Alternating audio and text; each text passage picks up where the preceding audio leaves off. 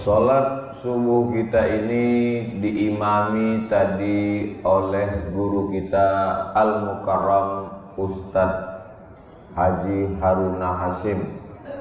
Mudah-mudahan beliau panjang umur, sehat badan. Mudah-mudahan anak-anak kita juga bisa nanti memimpin salat subuh, mengikuti sunnah Nabi, membaca surat Alif Lam Mim Tanzil Sajadah, insyaallah. Amin. Kepada para alim ulama, ketua bertasawuf, seluruh pengurus Masjid Darul Muta'allim. Apa nama daerahnya? Bengkong. Sungai Panas. Patutlah panas pagi ini. Mudah-mudahan semua yang hadir ini mendapatkan pahala haji dan umroh. Man sholat subha fi jama'atin, siapa yang sholat subuh berjamaah, summa qa'ada yadhkurullah, habis sholat subuh dia tidak keluar masjid, dia duduk berzikir. Ini sekarang ini sedang duduk berzikir nih, karena majelis ilmu juga majelis zikir. Summa hatta tatlu asy-syamsu, sampai terbit matahari. Summa yusalli rak'ataini, kemudian dia sholat sunat 2 rakaat. Jadi kita ngajinya ini sampai jam 6:10. Jam 6:10 nanti kita sholat sunat 2 rakaat. Musalli sunnatal isyraq. Bukan sholat syuruk Pak Ustaz. Nama waktunya syuruk, nama sholatnya isyraq. Duduk deh sebelum ibu itu mengamuk di belakang. Dilempar orang tuh, kau tak kena, aku kena. Sholli sunnatal isyraq raka'ataini lillahi ta'ala. Syaratnya 3. Salat subuh berjamaah, duduk berzikir mengingat Allah sampai terbit matahari, salat sunat 2 rakaat. Kanat lahu ka'ajri hajjatin wa umrah, dapat pahala macam haji dan umrah. Berat agama Islam itu Pak Ustadz. Mau haji ke Makkah 70 juta, store 2025, berangkat 2055. 35, 45, 55, 30 tahun nunggu. Tiap tahun kenduri. Berangkat 2055, 2054 mati. Siapa bilang Islam ini menyusahkan orang? Memang dari pintu kanan payah, bisa dari pintu kiri. Dari pintu kiri payah. Saya masuk Masjid Darul Muta'allim nih. Tidak dari pintu kiri, tidak dari pintu kanan, dari pintu depan. Jadi kalau tidak bisa pergi ke Makkah karena keterbatasan lain sebagainya, sholat subuh berjamaah, duduk berzikir mengingat Allah sampai terbit matahari, sholat sunat isyraq 2 rakaat, dapat pahala macam haji dan umrah. Hadisnya sahih tidak Pak Ustaz? Hadisnya ada dalam Sunan At-Tirmidzi. Kata Imam Tirmidzi, hadisun hasan. Hadis hasan, tidak ada ikhtilaf antar ulama, boleh mengamalkan hadis hasan. Mudah-mudahan kita bisa mengamalkan hadis ini insyaallah. Maka nanti jam 6:10 selesai pengajian, Bapak Ibu semuanya sholat sunat isyraq. Pas Bapak Ibu sholat sunat itulah saya pulang, biar mudah saya lewat. Jadilah yang pertama, kedua, ketiga, keempat, jangan jadi yang kelima. karena nanti kau akan binasa.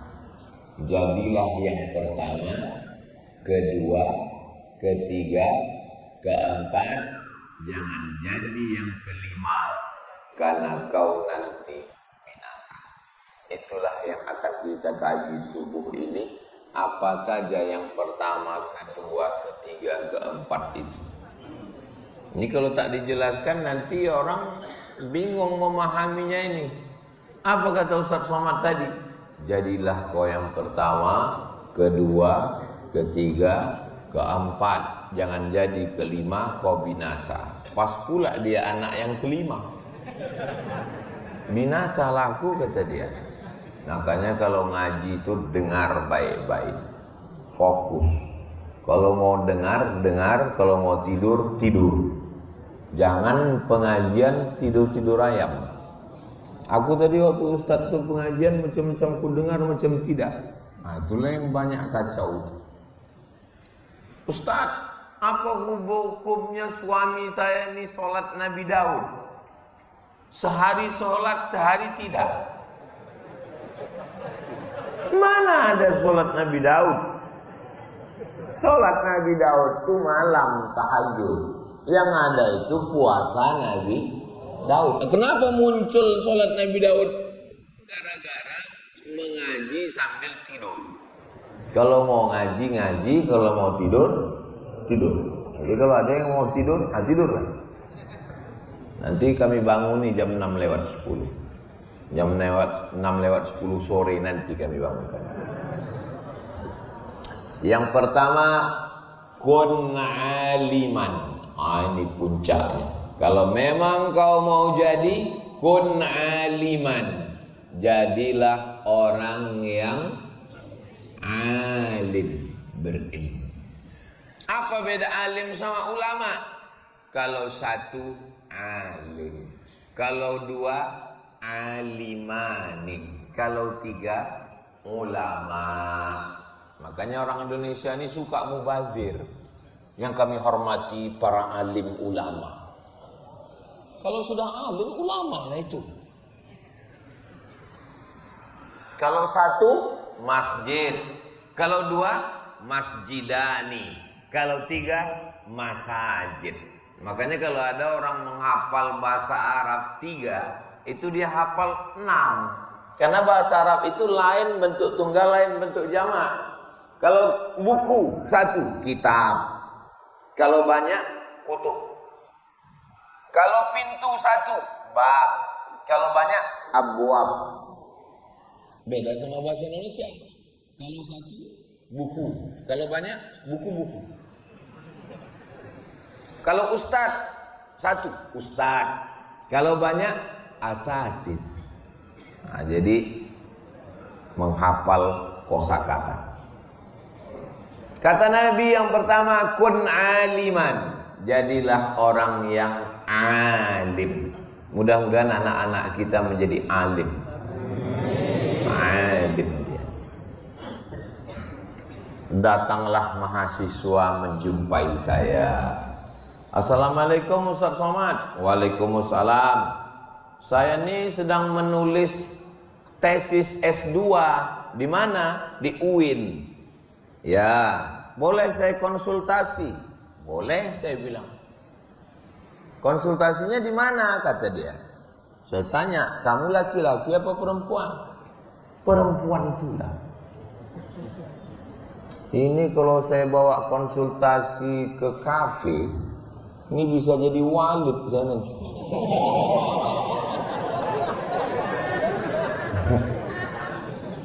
Konsultasinya di masjid, saya bilang.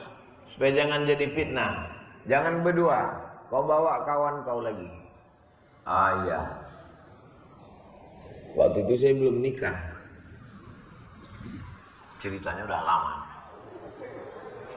Apa yang mau dikonsultasikan? Saya, mahasiswa, mahasiswi. Tak boleh berdua. Kalau kita berdua berarti yang ketiga setan. Ini hadisnya sahih. Tapi banyak orang yang memplesetkan. Pergi laki-laki sama perempuan nonton, ikut kawannya. Biar supaya dia bisa berdua, dia bilang, kalau bertiga berarti kau setan. Apa yang sedang kau tulis S2? Saya Pak Ustadz sedang menulis namanya andragogi. Apa itu maksudnya? Belajar setelah dewasa.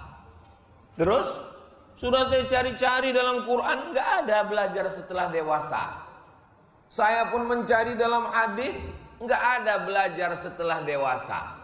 Yang saya dapatkan adalah utlubil ilma, tuntutlah ilmu minal mahdi ilal lahdi, dari buayan hingga ke liang lahat. Tapi dalil tentang belajar dewasa belum dapat saya Pak Ustaz. Terus saya tanya dia, Nabi Muhammad dapat wahyu umurnya berapa? 40. Abu Bakar beda dia dengan Nabi umurnya berapa? 2 tahun. Berarti waktu Nabi Muhammad dapat wahyu Iqra, Abu Bakar belajar ke Nabi. Berapa umur Abu Bakar? Memang kalau pagi-pagi ini payah berpikir memang. Nabi Muhammad SAW dapat wahyu Iqra umurnya 40. Beda Nabi dengan Abu Bakar berapa tahun? 2 tahun. Kalau Nabi dapat wahyu umur 40, Abu Bakar belajar Islam, berapa umur Abu Bakar? 38. 38 kan? 38 itu anak-anak atau orang tua? Saya 28. 38 itu usia dewasa. Oh, kata dia. Oh, kata dia. Saya pun juga. Oh, kok bisa kau S2? Jadi mengambil dalil itu bukan mesti tekstual. Kalau dalil itu tekstual tertulis, itu anak TK pun bisa.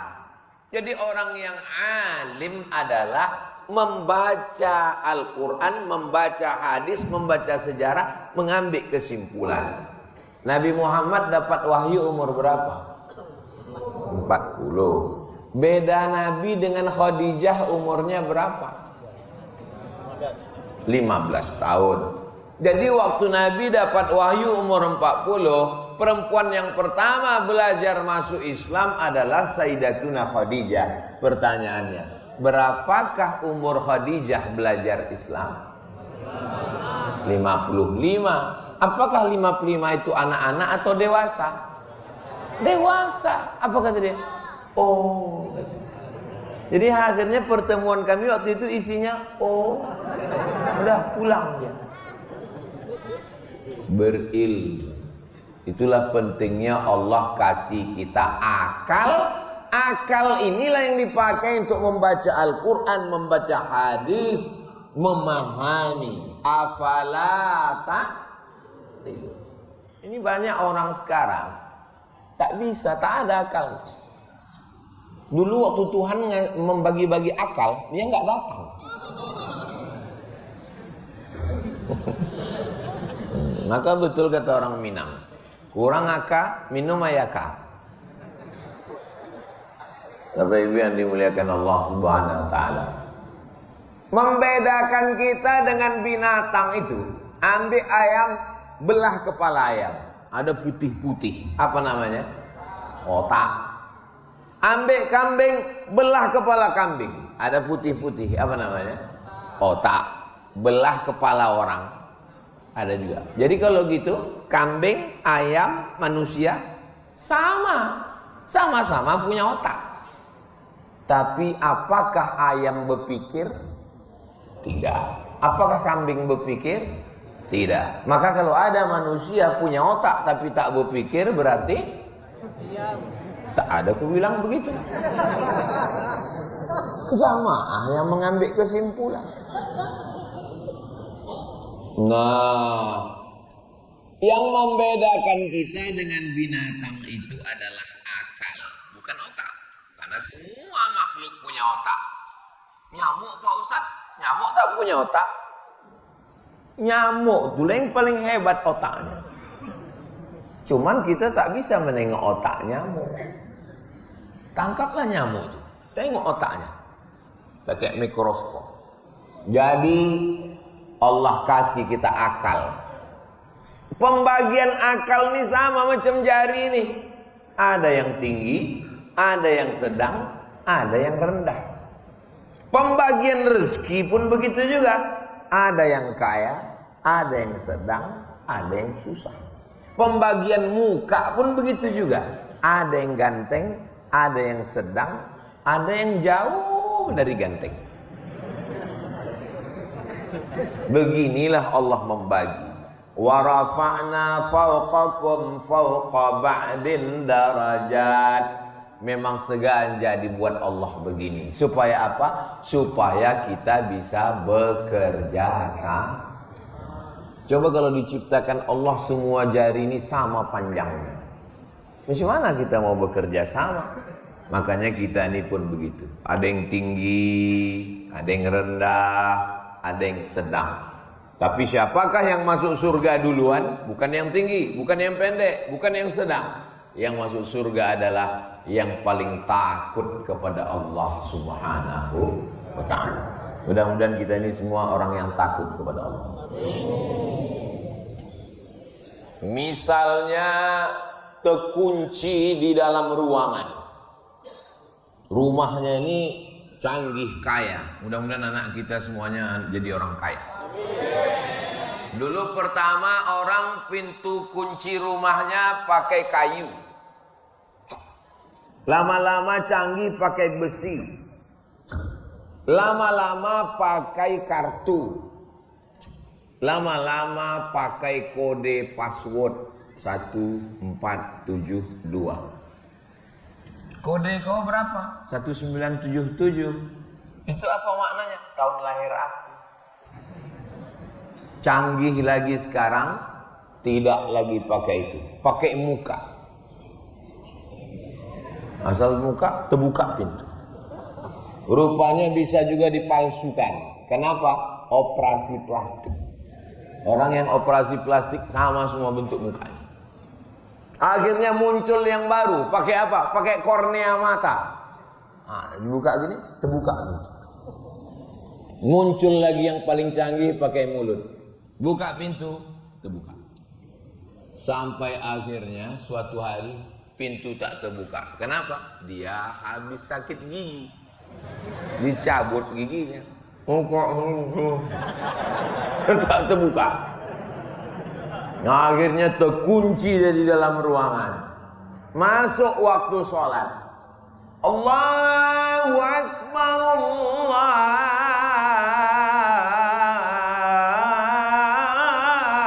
Akbar. Ini juara azan dulu waktu SD. Masuk waktu sholat jam 12.30. Pintu tak juga terbuka. 1.30 tak terbuka. 2.30 tak terbuka. 3.30 tak terbuka. Masuk waktu asar. Pertanyaannya, bagaimana sholat zuhurnya? Menurut mazhab Hanafi, dia tidak wajib sholat zuhur. Kenapa tak wajib? Karena di dalam ruangan itu tak ada air dan tak ada debu. Mau berwuduk tak bisa, mau tayamum pun tak bisa. Cari-cari debu tak ada. Sini tak ada debu, sini tak ada debu. Untung muka kawan tu berdebu. Menurut mazhab Hanafi dia tak wajib sholat. Kenapa tak wajib sholat? Karena dua alat bersuci tak ada. Air tak ada, debu tak ada. Menurut mazhab Hambali, dia tetap wajib sholat tanpa wudu dan tanpa tayamum. Usolli fardhu zuhri arba'a raka'atin adaan lillahi ta'ala. Tak perlu disebutkan tanpa wudu dan tayamum, tak perlu. Karena tak ada alat bersuci, kata mazhab Hambali. Kata mazhab Syafi'i, dia tetap sholat tanpa wudhu, tanpa tayamum. Tapi nanti kalau dia udah keluar dari kamar itu, tiba-tiba dibukakan pintu orang. Alhamdulillah keluar dia dari kamar itu. Berapa hari? Setelah 3 minggu. Keluar dari situ, dia ulang balik sholatnya. Sholat yang diulang itu namanya sholat i'adah. Sholat apa namanya? I'adah. Sekarang kita ulang balik. Menurut mazhab Hanafi tak wajib sholat. Kenapa tak wajib? Karena tak ada alat bersuci, tak ada air, tak ada wudhu. Menurut mazhab Hambali wajib sholat tanpa air dan tanpa tayamum. Menurut mazhab Syafi'i, sholat tanpa wudhu, tanpa tayamum, tapi nanti setelah dapat air diulang balik. Pertanyaannya, Bapak yang ada di Sungai Panas ini ikut mazhab apa? Serius? Nanti tahu-tahu Hanafi. Kira-kira kalau kita ikut mazhab Hanafi boleh apa tak boleh? Boleh. Imam Hanafi Ahlus Sunnah wal Jamaah. Kalau kita ikut mazhab Hambali boleh apa tak boleh? Boleh. Ahlus Sunnah wal Jamaah. Tapi coba kalau kita berpikir, pas di akhirat ditanya Allah, kalau kemarin waktu terkunci itu sholat apa tidak sholat? Aku tak sholat. Kenapa kau tak sholat? Karena tak ada alat berwudu. Kata Allah, kau masih punya hutang, maka kau terhutang. Berarti kita mati dalam keadaan bawa hutang. Hutang sholat. Kita pakai mazhab Hambali. Kau kemarin waktu terkunci itu sholat. Aku sholat ya Allah. Tapi sholat kau tak sah. Kenapa tak sah? Karena tidak berwudu dan tidak tayamum. Maka kau pun juga punya hutang. Lalu yang bermazhab Syafi'i ditanya, kau waktu terkunci kemarin sholat? Aku sholat. Tapi sholat kau tak sah. Tapi udah kuulang balik setelah dapat air. Nampak? Apanya yang nampak? Kehalusan mazhab Syafi'i. Tak boleh kita membanding-bandingkan ulama, Pak Ustaz. Saya tidak membanding-bandingkan ulama. Saya cuma mau mengajak mengaji. Ini subuh ini kita ngaji. Kira-kira yang saya sampaikan ini paham apa tak paham? Ya. Iya Pak Ustaz, tapi judul yang Ustaz sampaikan ini enggak sesuai dengan tema. Tema kita kan silaturahim. Silaturahim. Enggak bolak-balik itu aja isi silaturahim. Saya mau kita ngaji, paham kita substansinya. Itulah kenapa kita pakai mazhab Syafi'i, karena kehalusan pemikiran Imam Syafi'i. Ada ulama yang ahlur ra'i, ahli akal, orang rasionalis, namanya Imam Abu Hanifah, dikenal dengan Imam Hanafi, tempatnya di Kufah, Irak. Ada orang yang ahli hadis, baca hadis. Dia adalah Imam Malik bin Anas, tempatnya di Al-Madinah Al-Munawwarah. Datang Imam Syafi'i. Imam Syafi'i mengkombinasikan antara Abu Hanifah dengan ahli hadis. Jadi di kepala Imam Syafi'i itu ada Imam Hanafi, ada Imam Malik. Imam Hambali murid dia. Imam Hanafi jauh di atas dia, tak jumpa. Imam Hanafi meninggal tahun 150 di Kufah. Imam Syafi'i lahir tahun 150 di Gaza, Palestina. Mudah-mudahan Allah menolong saudara kita di Gaza. Jadi waktu Imam Hanafi lahir, Imam Hanafi meninggal, di tahun itulah Imam Syafi'i lahir. Makanya coba tengok tahun meninggal ulama, tengok lahir anak bapak. waktu meninggal Buya Hamka tanggal 17 Februari tahun 1900 berapa itu ya? 79 apa 80? Coba tengok siapa yang lahir di Sungai Panas waktu itu. Bisa jadi dia yang menyambut tongkat estafet itu. Anak saya lahir Pak Ustadz pas koruptor meninggal.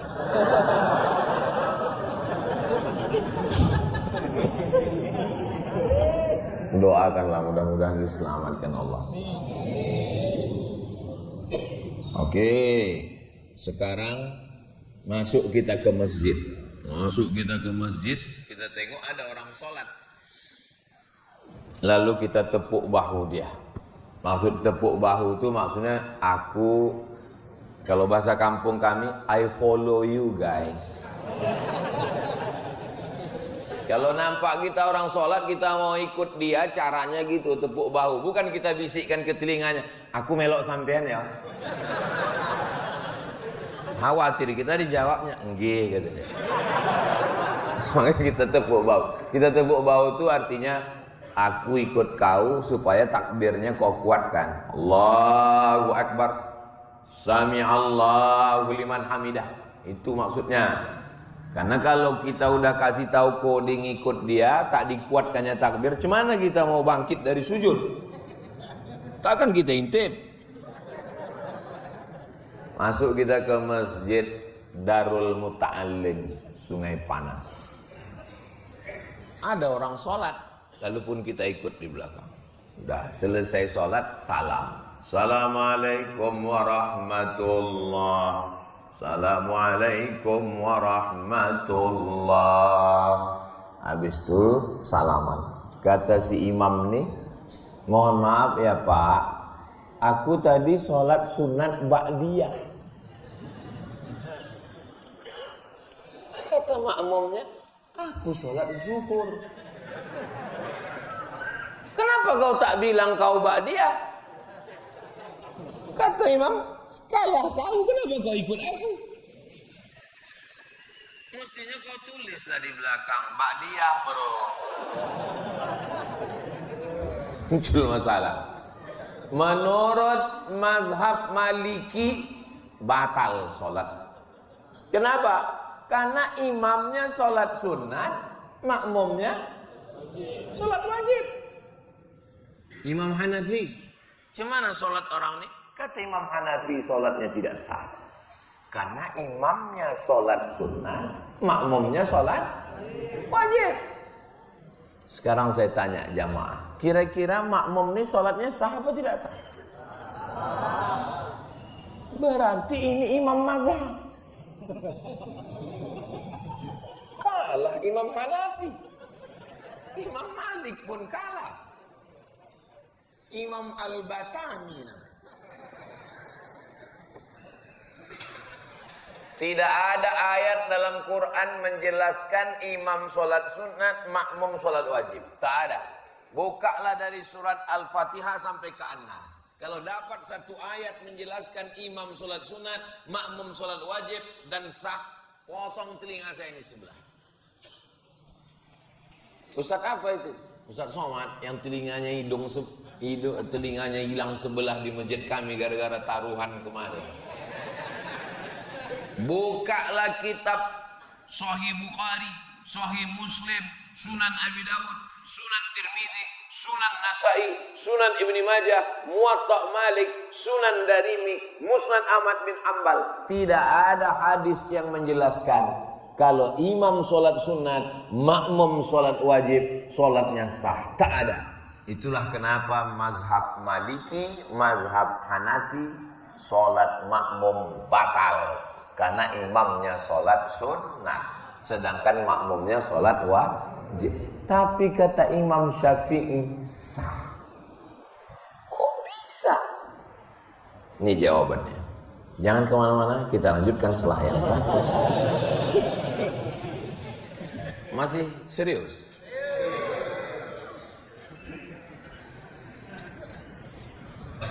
Nabi sholat sama sahabat-sahabatnya di masjid. Nabi jadi imam, sahabatnya jadi makmum. Selesai sholat, Nabi pulang ke rumah. Sahabatnya tadi duduk di masjid, berzikir, baca Quran.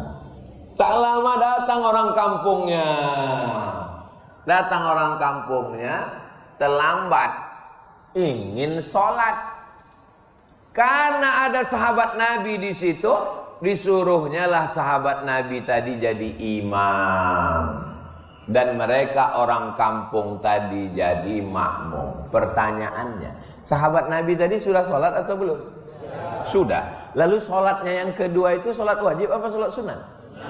Sholat sunat.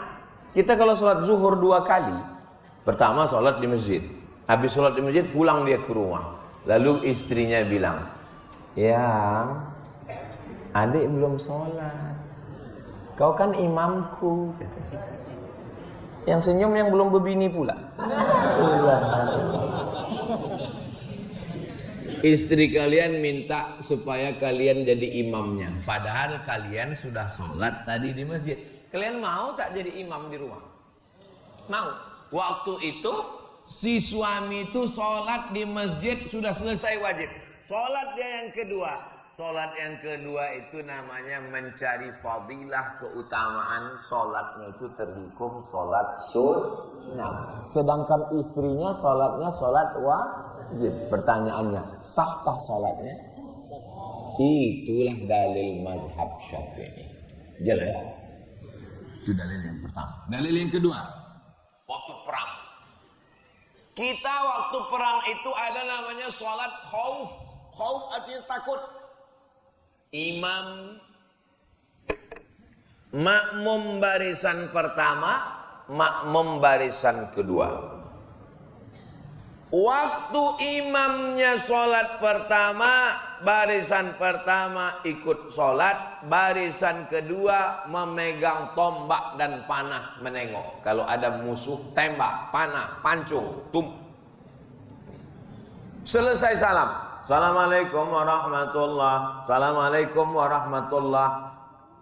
Barisan pertama mundur ke belakang, barisan kedua maju ke depan. Pertanyaannya, sholat imam ini sholat yang keberapa? Sholat yang kedua. Sholat makmum ini sholat yang keberapa? Sholat yang pertama. Sholat imam yang kedua ini wajib apa sunat? Sunat. Sholat si makmum ini yang pertama wajib apa sunat? Wajib. Sahkah sholat mereka? Sah. Itulah dalil mazhab Syafi'i. Nampak kecerdasan Imam Syafi'i? Ustaz nggak boleh gitu Pak Ustaz. Ustaz membanding-bandingkan imam. Saya bukan banding-bandingkan imam.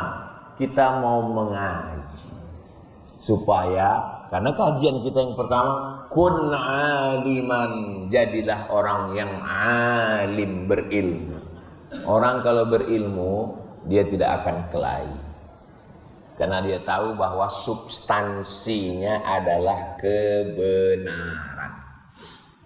Orang kalau berilmu, dia tidak akan heboh dengan apa guna jam nih. Guna jam nih apa? Guna jam ini untuk ngasih tahu bahwa sekarang jam 6 kurang 10. Kan itu gunanya kan? Bahwa ada jam yang harganya 100 juta, penting atau tak penting? Ketahuan tak ada yang punya jam 100 juta. Ustaz tadi dari toilet. Iya. Ada nampak jam saya yang harga 100 juta itu. Sebetulnya ada nampak saya, tapi karena dia bilang 100, nggak ada nampakku.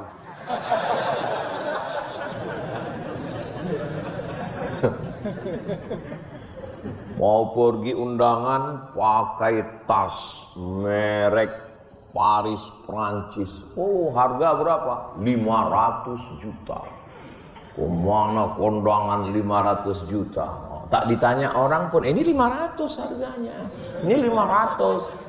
Tiba-tiba Donald Trump menaikkan harga. Ngambung, ada harga barang. Cina mengamuk, dibukakan Cina. Rupanya modalnya cuma 10 juta. Yang mahal itu apanya? Yang mahal itu adalah cap mereknya. Sekarang berlomba-lomba. Apa kata Cina? Siapa yang kalian mau untuk beli tas-tas mahal-mahal itu, datang aja ke kami. Modalnya itu cuma 10 juta. Dibuka kan. Bapak ada mengikuti berita ini? Susah kalau ceramah depan orang yang nggak update.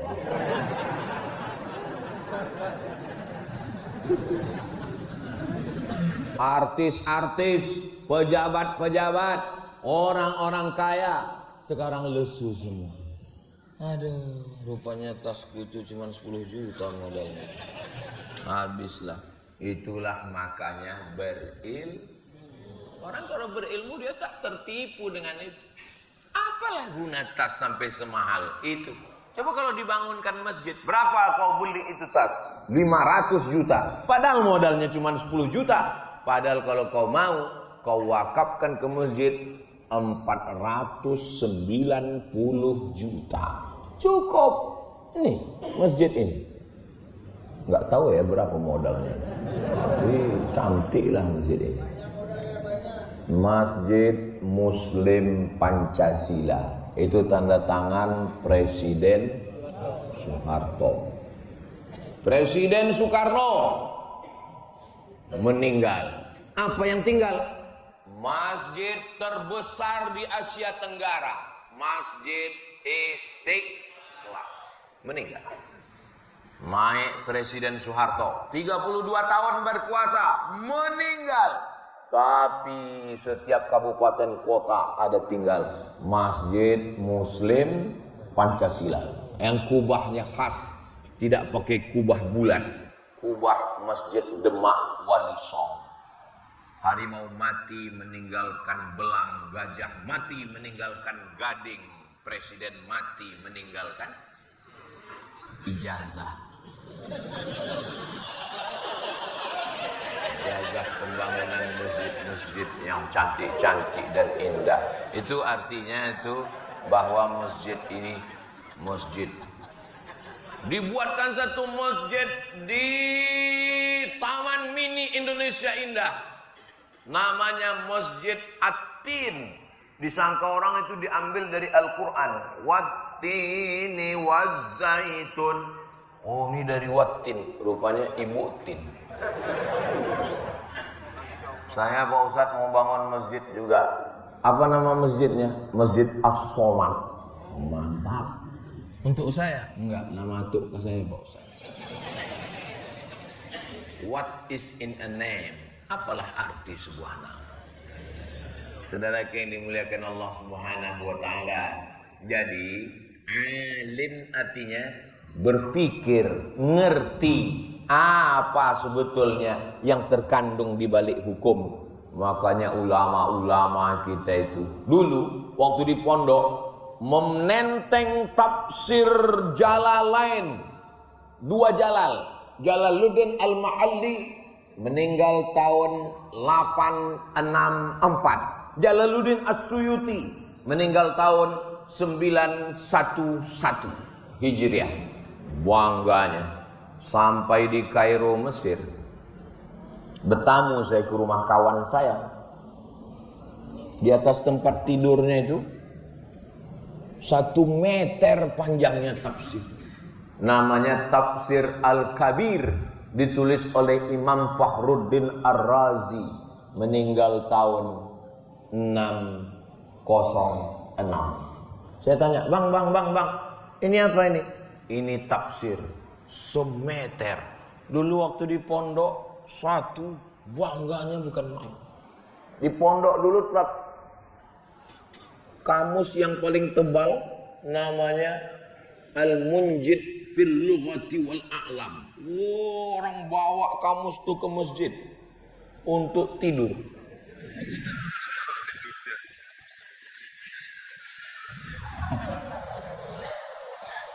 Saudara yang dimuliakan Allah Subhanahu wa taala. Orang berilmu ini 3. Ketika awal-awal berilmu merasa tahu segalanya.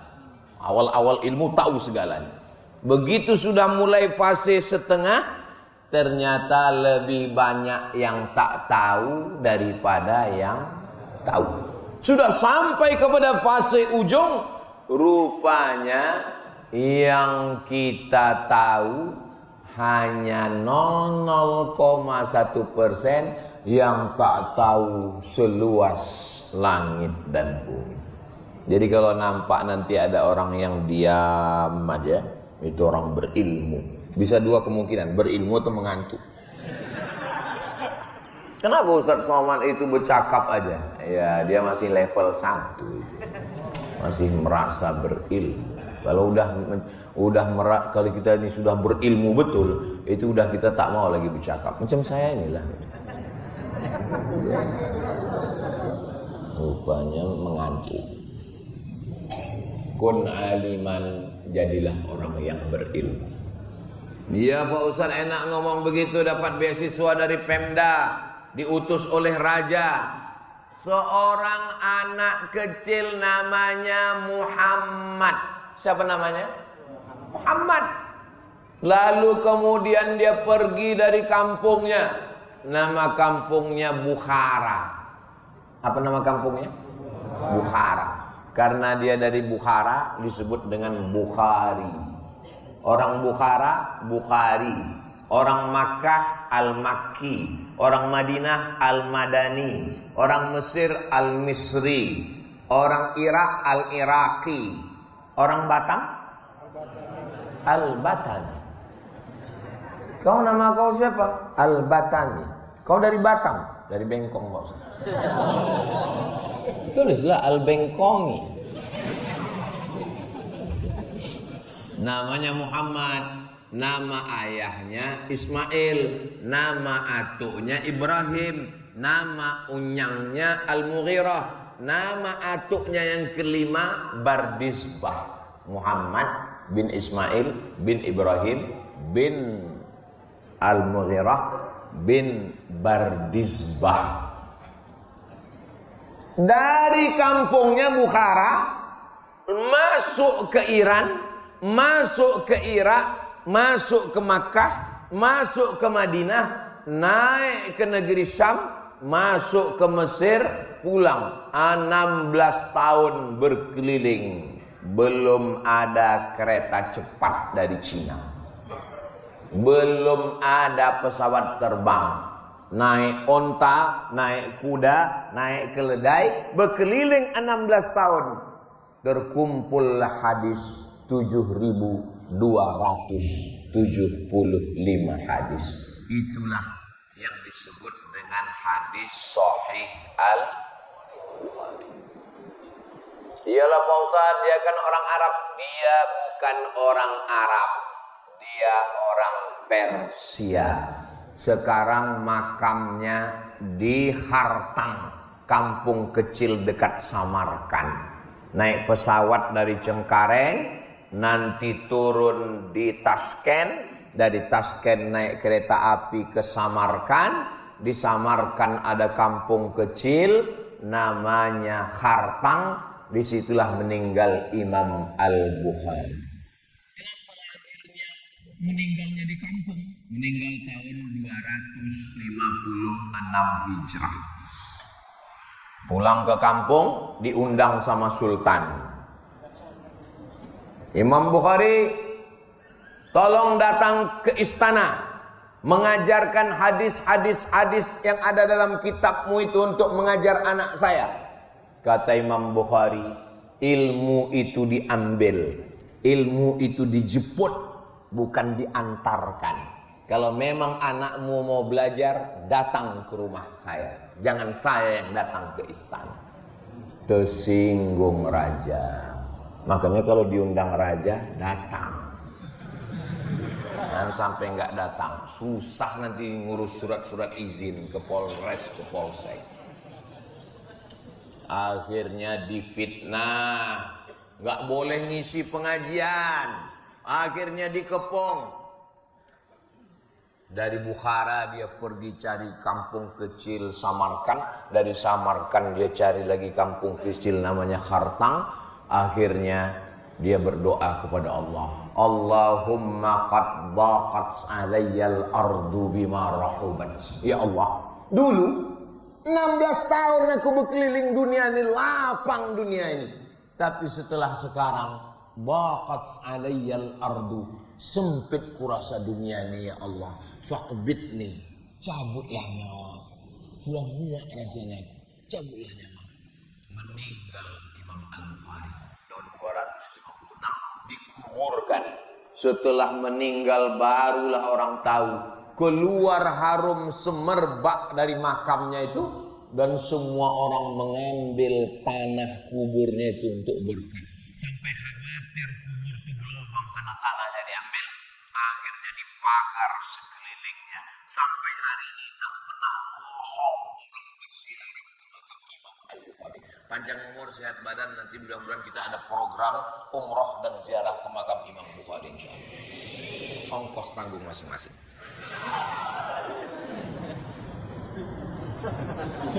Dia tidak pegawai kerajaan, dia tidak PNS, tapi namanya disebut orang. Cobalah di antara kita ini pasti punya ada orang sekampung keluarga yang namanya Bukhari. Coba kita hitung-hitung. Saya renung dulu, siapa aja yang namanya Bukhari? Guru balaghah saya dulu, Muallim Bukhari. Kawan saya, Ustadz Bukhari. Pegawai Bank Riau Kepri, Pak Haji Bukhari. Jamaah banyak kali Bukhari.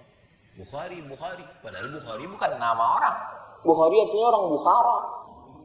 Nama kau siapa? Bukhari. Kau dari Bukhara? Enggak Pak Ustadz. Saya dari Tapanuli Selatan. Kenapa nama kau Bukhari? Ayahku mengasih nama aku Bukhari karena kemuliaan Imam Al-Bukhari. Banyak orang yang waktu hidupnya terhina, tapi karena dia alim berilmu, dimuliakan Allah setelah meninggal dunia. Tapi berapa banyak orang yang waktu hidupnya mulia? Fir'aun. Belum pernah saya ketemu orang, kenalkan Pak Ustadz, nama saya Fir'aun. 4 tahun saya di Mesir, belum pernah lagi ketemu orang mengaku keturunan Fir'aun. Nggak tahu lah Ustadz Haruna Hasim tak jumpa sama keturunan Fir'aun. Kalau digali tanah di Batam ini, digali pakai cangkol, tiba-tiba cangkol tuh berbunyi. Pas ditarik, rupanya ada periuk isinya emas semua. Orang akan mengatakan ini harta karun. Bisa rice cookernya ke sini. Saking kan kayanya Karun. Ada orang di Batam ini yang mau mengaku keturunan Karun, ada? Enggak ada. Begitulah Allah kalau mau memuliakan orang. Sudah meninggal baru tahu, baru nampak. Makanya jangan tengok waktu hidupnya.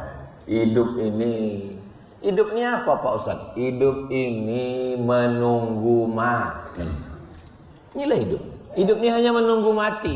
Yang namanya menunggu itu kan membosankan kan? Dikirimnya istri, dikirimnya anak. Bapak pulang nanti kasih tahu sama istrinya. Oh, my wife. Hidup ini hanyalah menunggu mati. Dan menunggu itu sesuatu yang membosankan. Lalu Allah mengirim engkau wahai bidadari surga. Saya Pak Ustadz mau ngomongkan itu nanti ke rumah. Terus cuman yang ada istri tetangga saya. Jangan kau bilang sama dia. Almarhum kau langsung. Mudah-mudahan yang belum berjodoh dijumpakan Allah dengan jodoh yang baik-baik. Yang bilang amin yang belum nikah aja.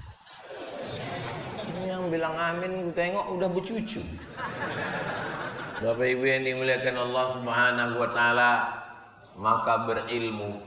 Iya Pak Ustadz, saya ingin anak saya ini jadi tentara yang berilmu. Siapa tentara yang berilmu? Dia tahu bahwa bintang 4-nya itu tidak bisa menolong dia di hadapan malaikat maut. Datang malaikat maut mencabut nyawa. Aku mau mencabut nyawamu, kata malaikat maut. Tunjukkan, aku bintang 4. Bintang 7 pun aku tak takut, kata malaikat. Dia sadar bahwa bintang 4-nya itu tidak bisa menolong dia di hadapan malaikat mungkar, nakir. Marrabbuka. Bisa rupanya waktu ditanya malaikat, Marrabbuka, aku tentara, aku polisi, aku pejabat, aku ulama. Dia sadar. Maka setelah dia jadi panglima, dia pulang ke kampungnya, dibangunnya Islamic Center 2 lantai, markas Islami di kota yang paling jauh di dunia. Kota yang paling jauh di dunia namanya Ujung Pandang. Ujung Pandang. Sekarang nama kota itu sudah berubah menjadi Makassar. Ada orang Makassar di sini? Agak kareba? Enggak ada. Kalau ada pasti bilangnya baji-baji. Saudara yang dimuliakan Allah Subhanahu wa taala. Jadi kalau kita berilmu, alim, mengerti, orang berilmu bukan orang yang IP-nya 4. Orang berilmu bukan yang IQ-nya 200. Orang berilmu adalah orang yang mengerti tentang hakikat hidup, bahwa hidup ini kawannya adalah mati. Muda itu kawannya adalah tua, kaya itu kawannya adalah miskin, ganteng itu kawannya adalah top, tua, ompong, peon. Ustadz ini nggak menjaga perasaan orang tua. Ini di depan saya ini tidak ada orang tua. Ini semuanya ini anak-anak muda yang terjebak di tubuh yang tua. Siapa yang sholat subuh berjamaah, siapa yang datang pengajian, maka dia adalah anak muda. Takbir. Saya sudah ceramah jam 6:05. Tadi janji jam 6:10. Dari bunyi takbirnya itu kayaknya tahan 1 jam lagi. Sanggup 1 jam lagi? Aku tak sanggup. Saya biasanya takbir itu untuk mengusir hantu setan jembalang tanah yang udah mulai Ada kadang pas pengajian itu kita ajak takbir, Allahu Akbar. Allahu Akbar. Kalau gitu takbirnya maksudnya ini cepatlah Ustaz. Aku tengok muka Ustaz macam lontong sayur aja udah. Apalagi hidung Ustaz macam ketupek gulai paku. Tapi masjid Sungai Panas ini memang betul-betul panas suasana. Padahal kipas anginnya hidup. AC, pakai AC lagi. Udah pakai kipas, pakai AC lagi. Ini menunjukkan masyarakatnya ini kaya-kaya. Tapi kalau kita mati, AC tak dibawa mati. Ada orang Batam nih mati bawa AC? Mana ada? Makanya kalau mau kubur kita dingin, wakafkanlah AC ke Masjid Sungai Panas. Siapa yang sudah mewakafkan AC? Apa tulisannya? Dilarang menghidupkan AC.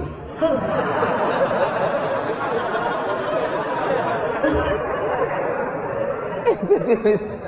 Dilarang menghidupkan. Dilarang menghidupkan dan mematikan AC tanpa izin pengurus. Kalau membawa anak ke masjid, jangan kasih dia main remote. Hidup mati, rusak balik. Udahlah tak mengasihi AC, merusakkan AC pula. Kata malaikat, kau yang merusakkan AC masjid itu dulu. Udah tak mengasihi, merusakkan pula, kurusak kepala kau, kata malaikat. Mudah-mudahan kita ini semua jadi orang kaya-kaya semua. Mau jadi polisi, mau jadi tentara, mau jadi hakim, mau jadi pengacara, berilmu bahwa hakikat hidup yang singkat, maka pergunakan seefisien mungkin. Jadi presiden, bangun masjid. Jadi gubernur, bangun masjid. Jadi bupati, bangun masjid. Jadi camat, bangun masjid. Saya RT Pak Ustadz. Ya, musola aja lah. Saya memang RT Pak Ustadz, tapi di tempat saya itu banyak orang jual tanah. Saya selalu dapat. Di mana rumah kau? Itu dekat laut. Udah kami kapling-kapling Pak Ustaz. Laut pun dijualnya juga. Patutlah kaya. Semuanya akan tinggal. Surat tanah berganti nama orang lain. Akte notaris, BPN, Badan Pertanahan Nasional. Surat mobil, STNK, BPKB berganti dengan nama orang lain. Yang paling menyakitkan, surat nikah. Surat nikah pun berganti dengan nama brownies, brondong manis. Rumah kau yang bangun, kau yang nyari tanahnya, kau yang menggambarnya, kau yang mencari arsiteknya, kau yang mengawasinya. Begitu selesai, dinaiki orang lain. Bukan cuma rumah itu dinaiki orang lain, bini kau pun dinaiki orang lain. Ustadz nih ngomongnya, ini hati-hati ngomong Pak Ustadz, ini banyak anak-anak. Kita sekarang ngomong lembut-lembut, nggak masuk lagi ke otak. Tapi jangan pula gara-gara ini lalu pulang ke rumah kita nggak mesra lagi sama istri. Saya nggak mau juga bapak pulang dari sini. Mana kopi? Mana kopi? Kopi. Tekan jadi abang kenapa? Nggak lembut lagi macam biasa. Kau pun dinaiki orang lain nanti.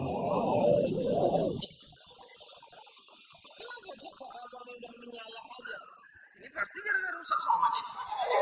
Memang Ustaz provokator. Saya dengarkan ceramah Ustaz Somad itu lagi.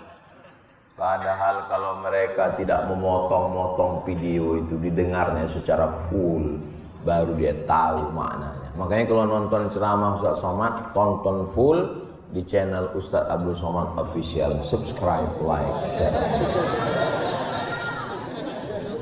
Jadilah yang pertama, jadilah yang kedua, jadilah yang ketiga, jadilah yang keempat, jangan jadi yang kelima. Apa itu yang pertama? Alim. Kun aliman. Yang mau dijelaskan ini 5, baru 1, waktu sudah habis. Ternyata kalau kita ceramah di depan orang yang hatinya bersih, nggak terasa waktu itu begitu cepat berlalu. Kadang kalau kita sedang lagi ceramah di depan orang suntuk, bahan kita udah habis, waktu masih banyak.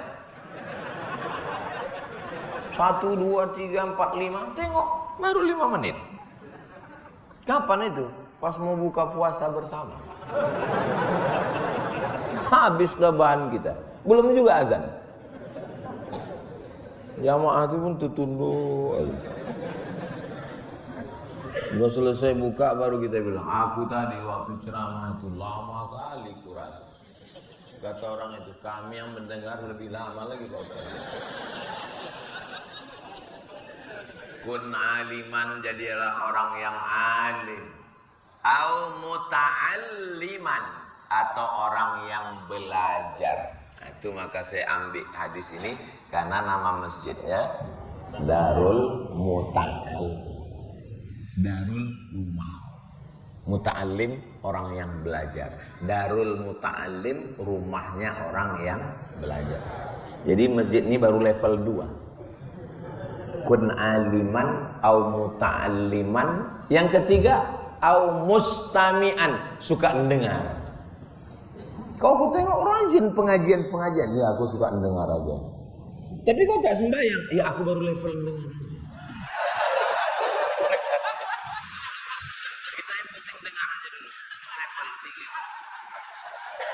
Atau yang keempat au muhibban. Itulah kata istilah muhibbin.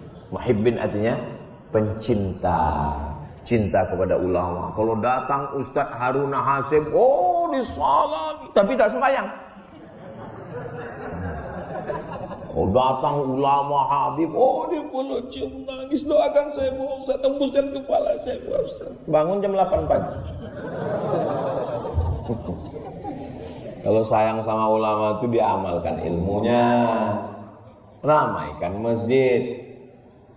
Wala takunil khamisata, jangan jadi yang kelima. Fatahliku, kau akan binasa. Siapa itu? Mubghidan, orang yang benci kepada ilmu, benci kepada majelis ilmu, benci kepada ulama.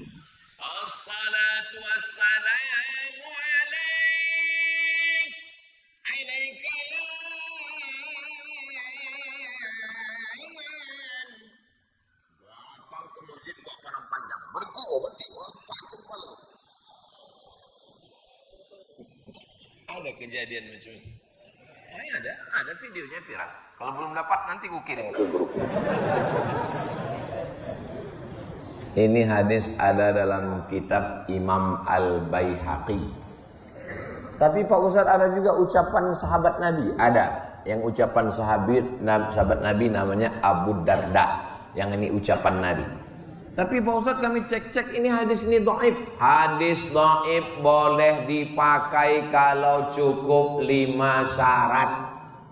Pertama, tidak ada periwayatnya yang kadzab, pendusta. Pertama, sanadnya tidak ada periwayatnya yang pendusta. Bukan masalah hukum halal haram, bukan masalah akidah. Tidak ada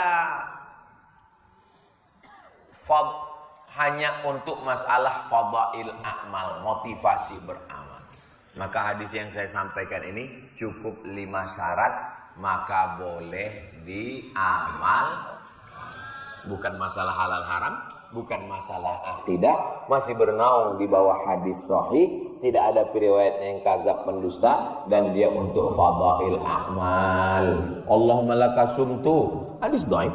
Dhahabaz zama'u, hadis dhaif. Allahumma barik lana fima razaqtana, hadis dhaif. Utlubul ilma walau bisin, hadis dhaif. Boleh diamal. Tuntutlah ilmu walau ke negeri Cina dulu. Sekarang tak usah lagi, Cina itu sudah datang kemana. Itulah yang dapat saya sampaikan. Akhirnya lewat waktu 5 menit, jam 6.15 kita sholat sunat isyraq 2 rakaat. Usolli sunnatal isyraq raka'ataini lillahi ta'ala. Terima kasih segala perhatian. Mohon maaf segala kesilapan. Kita tutup dengan pantun penutup. Menangkap puyuh di Bukit Selasi. Thank you dan terima kasih. Assalamualaikum warahmatullahi wabarakatuh.